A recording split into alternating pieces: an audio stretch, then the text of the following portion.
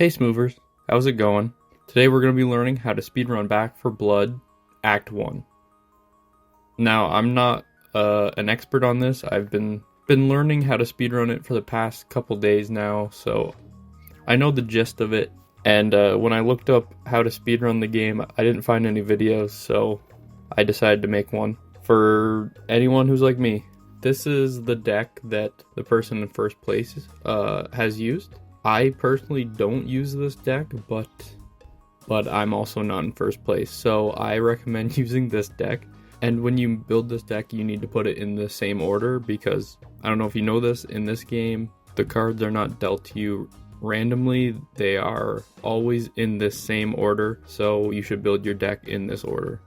You will also need to use Evangelo for his 5% move speed and the 25% stamina regen. He's just overall the best character for speedrunning. You can also break free of grabs if that ever happens. That way a grab doesn't just completely destroy the run. And you're going to find through speedrunning this that the AI in this game is the most annoying, useless thing ever.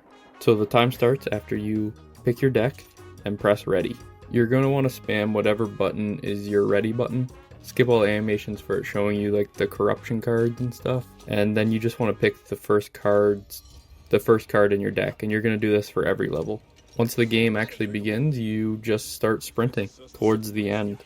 After speedrunning it a few times, you'll eventually learn the best routes to take. By no means am I taking the best routes. So the biggest technique you're going to be using throughout the whole run is sprint jumping, and that's because it's efficient to save your stamina, and also when you sprint and then jump, you maintain your momentum.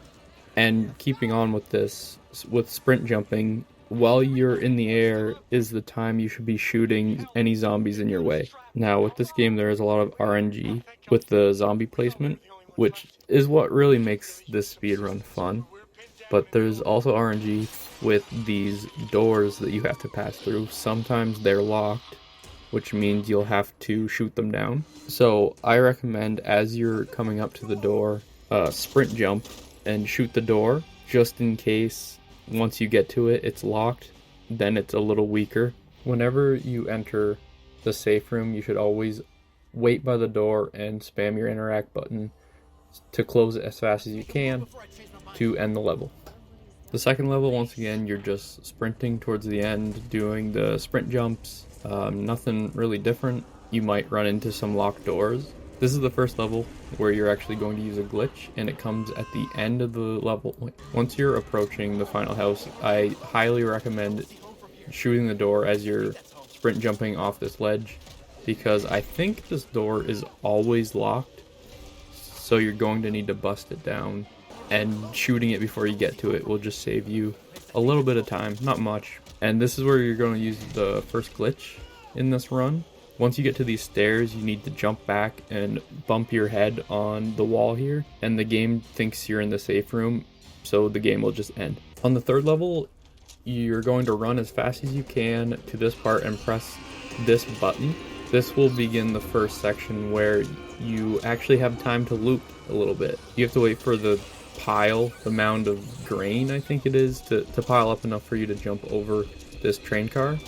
So in this section, you should be running around looking for a better gun that gives you more mobility, like with the attachments it has, and you should also be looking for a grenade.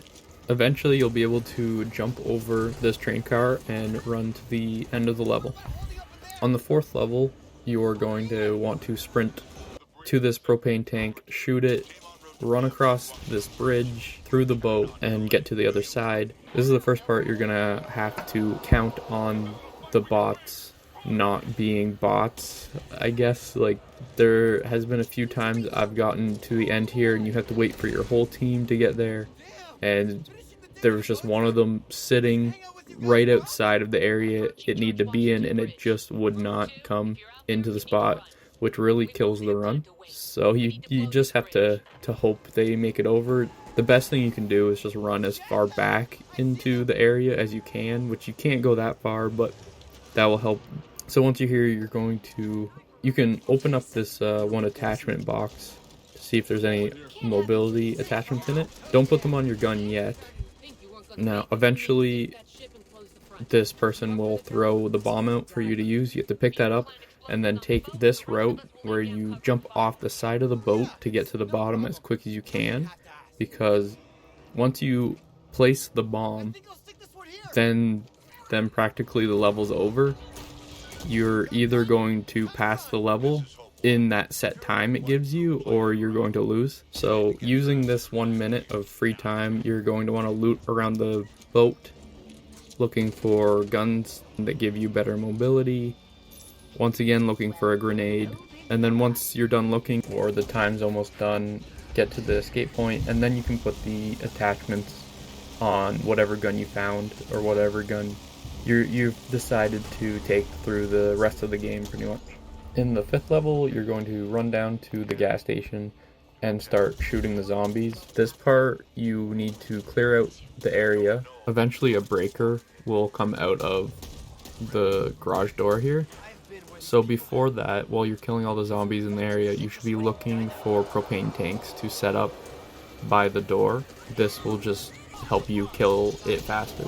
And this is the part where you'll use the grenade you found, if you found one. I didn't, so I used the Molotov, but it's not as good as a grenade. After that, you take this path I'm taking, and it's very important. There's going to be a lot of sleepers on the walls in this area, so you're going to want to sprint jump and shoot them while you're in the air. You do not want to get grabbed by any of these. That will be a huge time loss. So the goal is to get to this button as fast as you can and press it, and then you have to hold off for maybe 10 seconds while the door opens. There is going to be sleepers inside, so just be careful of those. For the most part, you can sprint past them, but this is where U-Speed is going to come into play, as you need to save 4 survivors within this building, and U-Speed just makes that so much faster.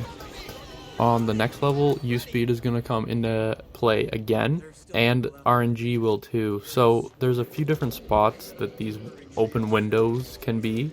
Before speedrunning, I definitely recommend playing this level a few times and learning where all the windows are. When I tried speedrunning, I didn't do this, and this is where the biggest time loss came, because I was running around like a chicken with its head cut off. I didn't know where any of the windows were. But anyways, once you know where the windows are, this part becomes really easy. And with the U-Speed, you can put all the windows up really quickly and then leave the building. You're just going to want to run diagonally over to the objective. Always check for the sleeper that's sometimes on this wall, and run and shoot the propane tanks by the door as fast as you can. This will spawn in a horde that you have to kill off a few of. At this point, you should get on this trailer, kill some zombies, and this is where another glitch is going to come into play. So you have to jump up here and then run down this hallway. If they don't open the door, that means that you haven't killed enough zombies yet.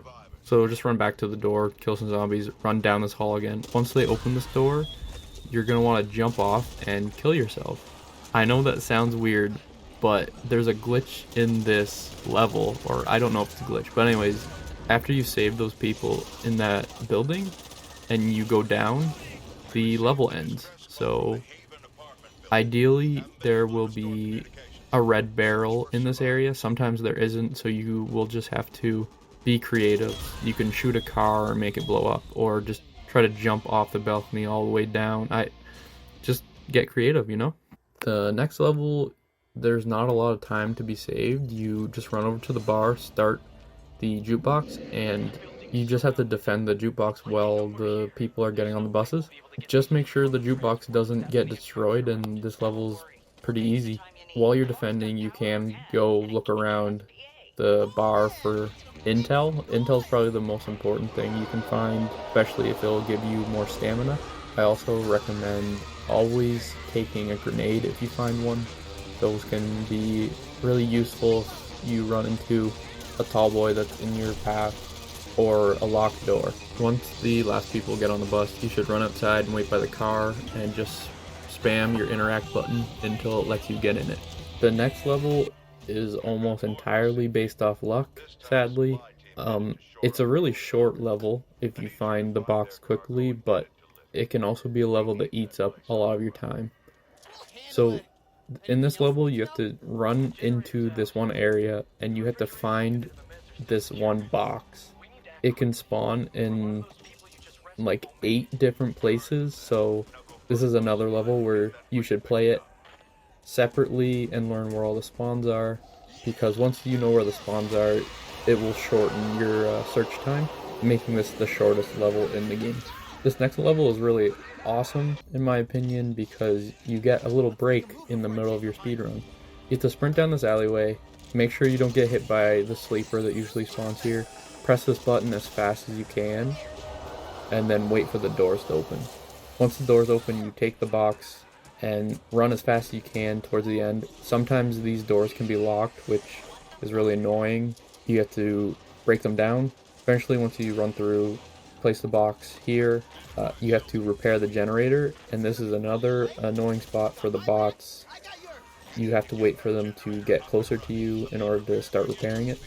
Once you have it repaired, you can check out the attachments, see what ones your gun needs. If any of them add mobility, take those. You should also pick up a grenade because you will need one in the next level. Once you're ready, pick up the minigun that spawns here and put it on the roof. Once it's on the roof and you get on it, you can't be killed and you can just take a break in the middle of your speedrun. I think it's awesome. The next level, you have to sprint down this hill, eventually getting to this farm. Once you get to the farm, you need to kill these yellow balls. I don't know what they are. But anyways, you have to shoot all 3 and a horde will come. In this time, you need to find where the next 3 are going to spawn by following the trail. Eventually, the next 3 will grow and you shoot them, then sprint towards the main thing, which is always up this hill. This is where you're going to need to use the grenade you picked up from the last level. Use the grenade to kill the final yellow ball. You can see here I missed and had to shoot it, and there's a lot of time wasted there, so that you can see why you need the grenade for this final one. Once it's destroyed, you head over to this corner and you have to wait until the bus floats down the river and creates a bridge for you. So on the way you could look around for intel maybe, or even heal up if you need to. Once you're across the bus, you sprint up the hill, and that's the end of this level. The next level is another annoying one for bots. You sprint down this road all the way to this tow truck, and then you just have to wait for your bots to eventually get there, which is super annoying. Eventually you'll be able to press this button to start the tow truck. After you do this, where you climb on this truck and jump over the barrier, and then through some weird jumps you can climb yourself over this, and then you just sprint all the way to the church. You don't actually need to be super worried about being fast in this section. You do need to be fast, but you're going to have to wait for that truck to be pulled back up anyways. Once you get to that church, just wait for your objective to change and then you can open the door. If you do it before the objective changes, you are going to soft lock the game and ruin your run. On to the second last level. You're just going to sprint to this house where you find the 3 yellow balls again. Shoot the first set, find the second set, then kill the last one, which always spawns on this door, and then head back to this corner to make the bots follow you as fast as they can, or even spawn out there. Once they do that, press the button on this tow truck and wait for the car to be pulled up enough for you to sprint down the road. The rest of this level is just sprinting. The only thing you need to look out for are the sleepers that usually spawn within these like mine buildings. The final level is entirely about use speed. You need to load this cannon, fire it, unload it, and repeat for 4 shots. The biggest strategy for this one is to load the cannon and fire it. After you fire it, go get another round, throw it to the howitzer, then unload it, pick up the round, and then load it again and repeat. Once you fire the 4th round, the speedrun is done. But the speedrun is less than an hour. It's really fun. If you like Back 4 Blood, I definitely recommend trying this out. Anyways, subscribe if you want to, like this video if it helped, and have a good one.